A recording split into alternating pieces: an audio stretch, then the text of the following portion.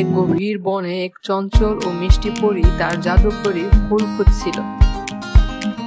সেই পথে এক ক্লান্ত পথিক যাচ্ছিল। ওদিকে এক সুযোগ সন্ধানী কিন্তু একটু বোকা বাঘ লুকিয়েছিল।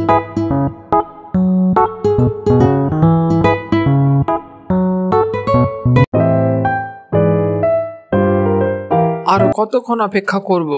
আজকাল এই জঙ্গলে শিকারের বড় আকাল। ওই যে একটা মানুষ, কিন্তু ওটাকে এত আলো কেন?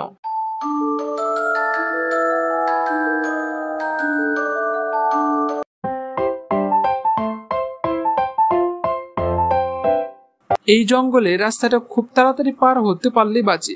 শুনেছি এখানে নাকি খুব হিংস্র বাঘ থাকে। হঠাৎ পথিকের সামনে এসে দাঁড়ালো বাঘ। অবশেষে শিকার। দাঁড়াও পথিক, আজ আমার পেটে তোমার জায়গা হবে। তুমি পালাবার বৃথা চেষ্টা করো না। ও বাবা, বাঘ মামা, তুমি আমাকে মেরো না। আমার কাছে বেশি কিছু নেই, শুধু কিছু শুকনো খাবার আছে। পাশের জঙ্গল থেকে এক নীলপরী পথিকের বিপদ দেখে এগিয়ে আসলো। কি হচ্ছে এখানে বাঘ? তুমি আবার পথিককে ভয় দেখাচ্ছ? তুমি তো কথা দিয়েছিলে আর নিরহ কাউকে ধরবে না। পরে দিদি, তুমি?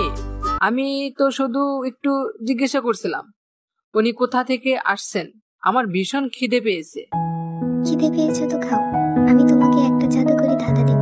যদি ধাঁধা সঠিক উত্তর দিতে পারো তবে এই পথিককে ছেড়ে দেব, এবং আমি তোমাকে 1 সপ্তাহের জন্য সুস্বাদু ফল মিষ্টি দিয়ে যাব।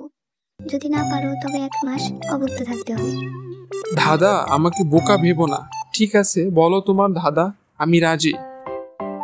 শোনো বাঘ, যা দেখায় আলো কিন্তু পড়ে না নিজে, যা সবার কথা শুনে কিন্তু কথা বলে না।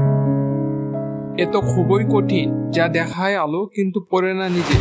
এটা কি সূর্য? না। যা সবার কথা শুনে কিন্তু কথা বলে না। এটা কি শিয়াল? না।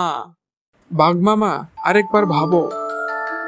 আমি পারিনি পরি দিদি, আমাকে মেরে ফেলো, কিন্তু ধাঁধার উত্তরটা বলো। উত্তরটা হলো আয়না।